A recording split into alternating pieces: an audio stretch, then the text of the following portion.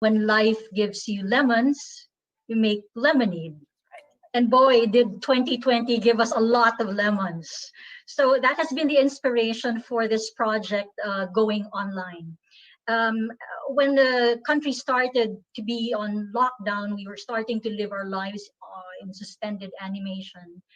And everyone felt the whole gamut of emotions. There was fear, there was worry, uncertainty, there was boredom, there was sadness, but there was also longing and hope.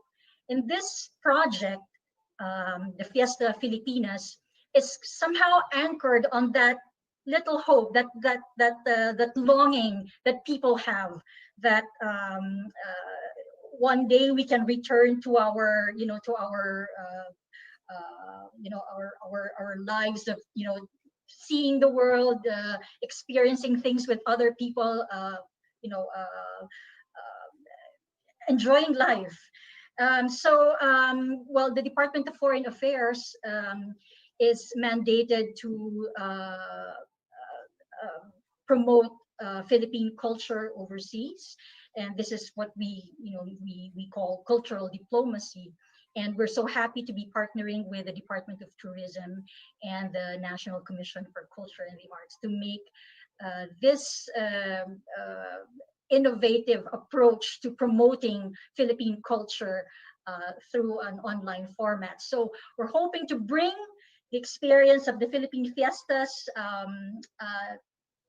though it will be on a screen, to bring it closer to people's, to people's hearts by making them feel the fiestas somehow. So we have a creative way to attempt to do that. Thank you. All right.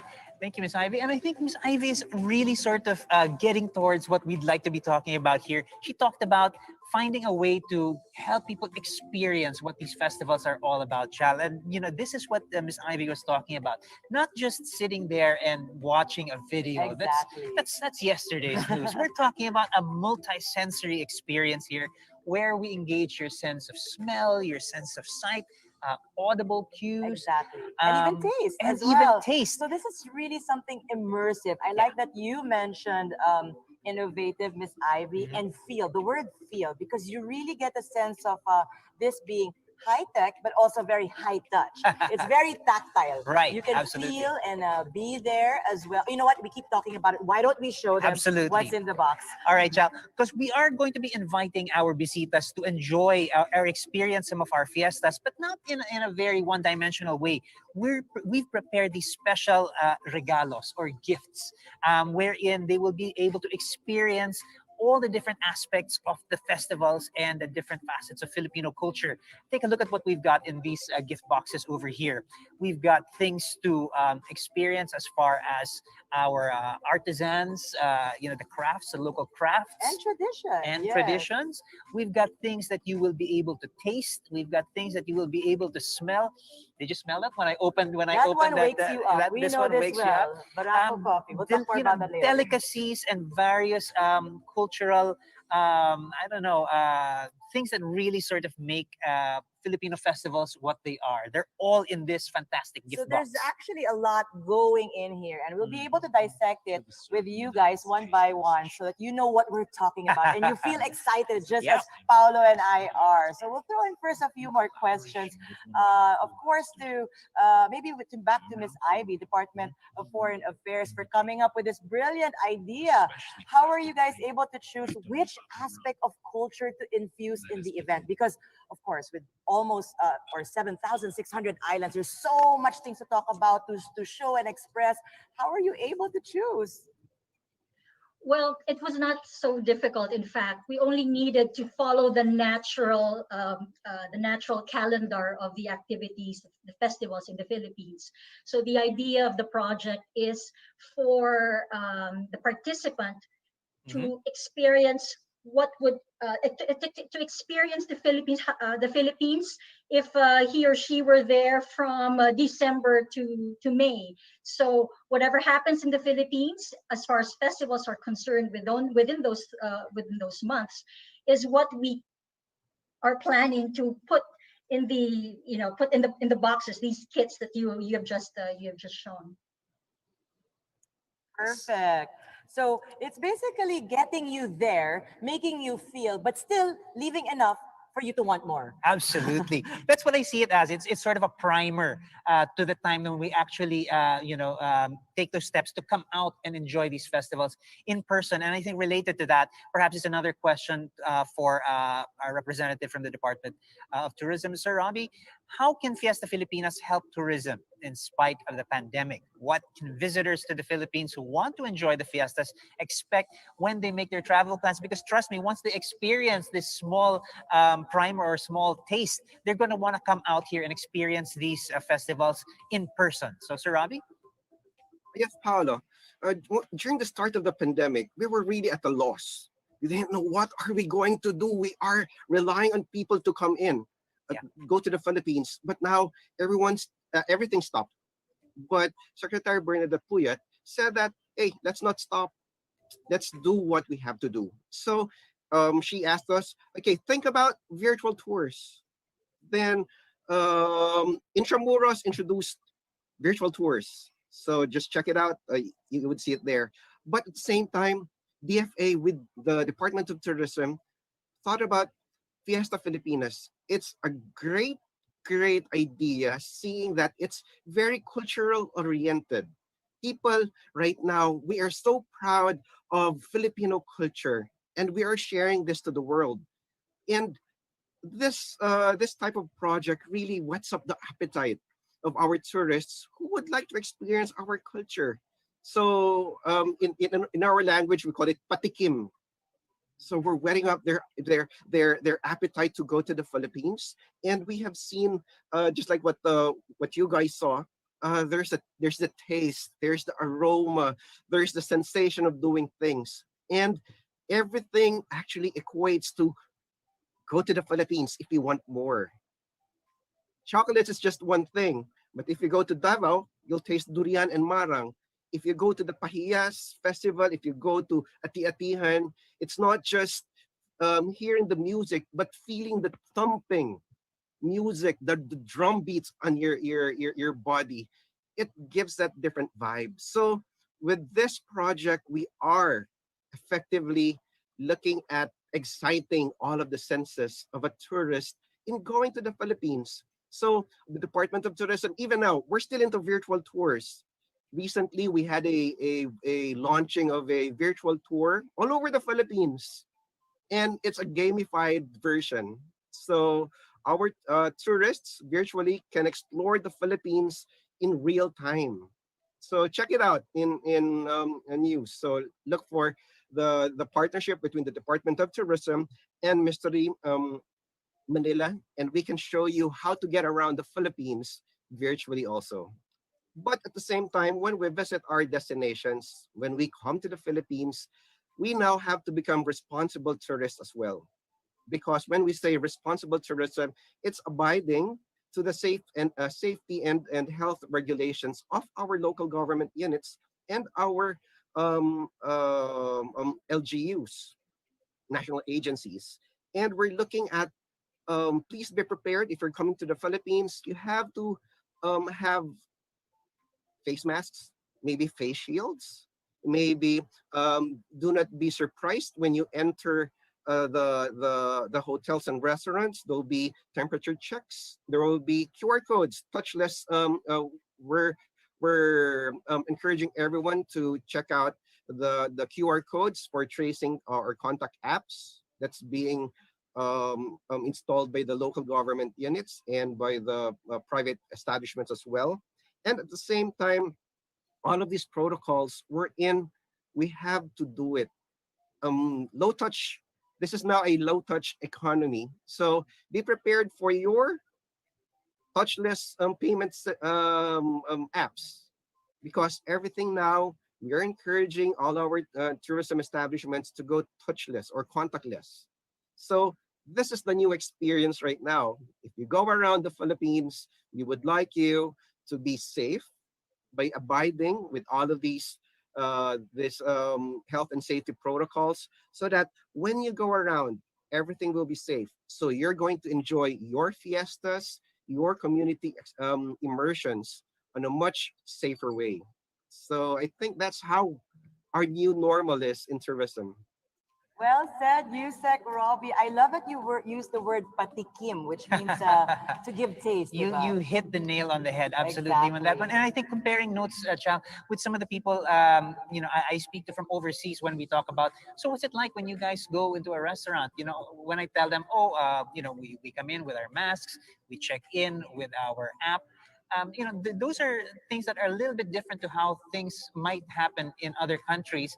But I also have a sense of appreciation from them, saying, "Oh, Yes. I like that you guys are going through that extra step and going through that, the extra trouble of, well, let's not call it trouble, the extra step, really, Yes. of being extra safe. It really adds a layer of safety that I think people from other countries who may not have those protocols there also appreciate when they come here. And it adds to the confidence that when you go to a certain place, you know Yep. that they are taking measures, all of Yeah. these steps, and you're taken care of. Absolutely. And speaking about all these measures, we've actually gone way beyond because this little box over here, I call it the magical box. It is. But our Fiesta Filipinas box over here is actually giving us not just a taste, Mhm. but a full experience of what we are talking about. But of course, I'm gonna leave it to Miss Ivy to talk more on what makes this event different. Because we of course see a lot of things online already. We see fiestas, documentaries about it. What makes this box and these videos that we will be experiencing different from watching fiestas online? Yes, Shal, you already touched on the most exciting part of this project. It's not just going to be a documentary or a video of the Philippine fiestas. We were talking earlier about a touchless, contactless society that we're starting to live in now. But thankfully, we can still bring the touch to your home. So I have my box here. I see that you have your box open already, Paolo, but shall you have yours too? So please check it out. You can start exploring this little box and see if you do Let's do feel that. the Philippine Fiesta spirit. It really does look intriguing and perfect, in the description of patikim, or a sort of a primer or a small taste. Like we said, we've got little examples of everything from handicrafts that our local artisans and craftsmen might be working on, which sort of exemplify our cultural traditions. We've got this little parol kit. Exactly. Happening over Filipinos here. are known to not just use this, but make it themselves That's as right. well every time And December you'll be hits. experiencing that yourself. Like I said, we've got things that you can taste, things that you can touch, things that you can smell. We've got a fantastic example of different kinds of local delicacies. Now, I see a lot of your questions coming in. Feel free to keep sending them over. We'll be reading them later on. But first, let me answer. Maybe this is running through your head. Just a reminder, the kits are different for every event. They're not the same. Each kit will be different for every event. For our first event this December 19, which features the Giant Lantern Festival, we have this one, the parol making kit. The parol, of course, is symbolic of the Star of Bethlehem, which is why it's traditionally displayed during Christmas time in the Philippines. During this season, like what I mentioned earlier on, parol making is a popular pastime, and you'll be able to make your very own. That's right, you heard us. You're going to be using your hands, feeling it as well. A very Filipino tradition. So you guys will get to experience that. Usually it's made with bamboo and translucent paper, but there are variations too. Some have lights, some are bigger. And if we look over here behind Paolo, we have, of course, this one made with Capiz shells. You'll see in your kits that you also have a magnet made out of Capiz shell. The Capiz shell is one of the most versatile natural materials in the Philippines. And as you can see, it's actually been transformed into different items. Here's another bit of trivia. It's also used on window screens. We see that a lot when we drive by towns and provinces in the Traditional Philippines. houses and that sort of thing. We've got over here some Malagos chocolate. Okay, don't rush in. Don't eat it just yet. If you've got your kit open and you've got your eye on this, it does say chocolate, but this variety is for drinking. All right, this is for mixing a beverage. Malagos is a premium local product made from tree to bar high quality beans. They've also ranked number 16 in the world in the 2019 heirloom cacao designation, and we're very proud of these products because they are truly the best of the Philippines. This is one of my personal favorites. When I get a hold of this, I just don't stop. I just keep drinking it, mixing it up. We've got the edible version over here. This chocolate over here.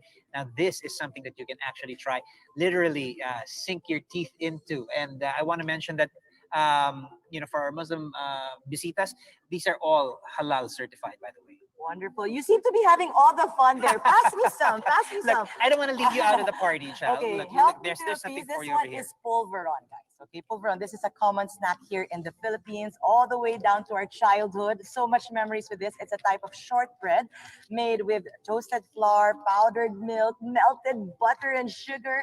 Sometimes it has nuts and other flavors. This is perfect with the other item that Paolo was holding earlier on, our Barako coffee. I personally love coffee and I have it every so often, and I can't wait for you guys to try this. It has a bold, smoky flavor profile, and it comes with a very unique taste.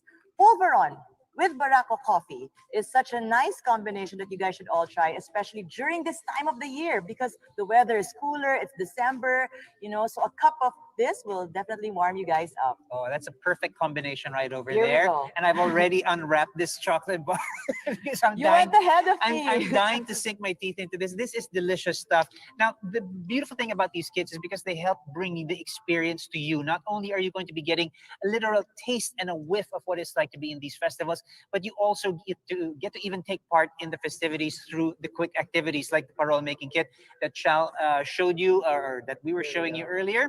I hope you guys all enjoy what's inside. Honestly, I want to ask some questions too, and I will be fielding those. But I believe that we have more questions coming in from our friends from the press. So please type away, put your questions in our chat box.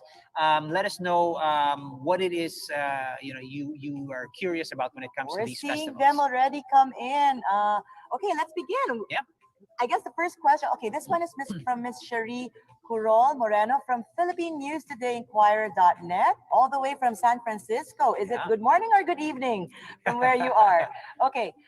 Okay, the question is, how do folks access the kits? And also, what's the cost of the box? Right. I think Miss Ivy will be able to help us out there. Miss Ivy? Yes, the good news is that the kits are free for now. That's not just good news, that's Oh, great yes, news. yes. Fortunately, there will be kits available through the Philippine embassies and consulates. So for those who will be interested to explore, kits for themselves, all they have to do is contact the nearest Philippine embassy or consulate. Right. Music to Expect a our long ears. line. Thank you Expect a so long much, line. TFA. I'm sure a lot of people who are guests today, or visitas today, are very excited with that. Okay, another question? We have one here from Fanny from GD Today from Guangzhou, China. Are all the festivals going to be held online? Let's jump to Sir Robbie. Sir Robbie, you wanna jump in here? Yes, earlier I was checking with our tourism regional directors here, and I was asking them, so how will the fiestas be next year?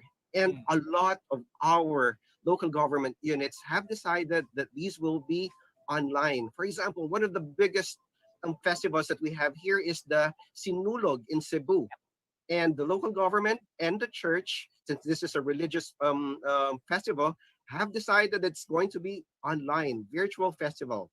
So same with the Ati-Atihan, same with these will be online because we have local government units are abiding by the health and safety guidelines that we have against what we call mass gatherings. So this is a new normal thing. So as long as there's the virus is here, we have to safety first. This is the key thing right now.